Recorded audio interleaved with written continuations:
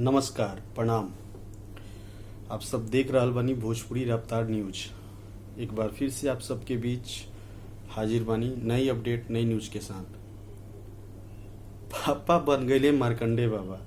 ये गाना 1 मार्च के टीम फिल्म्स के ऑफिशियल चैनल पे आई। हालांकि पोस्टर बहुत तेजी से वायरल हो रहा बा। खेसारी लाल यादव जी, जिनका के हिट मशीन भी लोग कहेला, हम आप सबसे रिक्वेस्ट करब कि 1 मार्च के टीम फिल्म्स के ऑफिशियल चैनल पे जाई, आप सब अपन प्यार दी, दुलार दी, आशीर्वाद दी।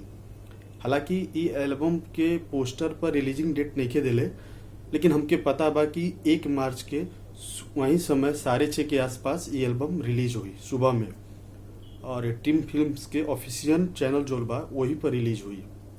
और ई एल्बम के गीतकार बानी प्यारे लाल यादव जी और संगीत देले बानी रोशन सिंह जी। बहुत ही अलग तड़का और अलग फ्लेवर की गाना आप सबके बीच में जाई। पोस्टर जो बा बहुत तेजी से वायरल हो रहा बा। सारे फैंस उनके जो हैं बहुत सपोर्ट और प्यार दुलार दे रहे हैं। तो आप सबसे मैं चाहूँगा कि आप सब भी अपना प्यार दुलार आशीर्वाद दीजिए, क्योंकि हर एक कलाकार चाहता है कि उसके जो श्रोता बंधु हैं, उसके गानों को सुनने वाले हैं, वो उनको प्यार दे, आशीर्वाद दे, मोहब्बत करें, क्योंकि ये बहुत बड़ी ताकत होती है।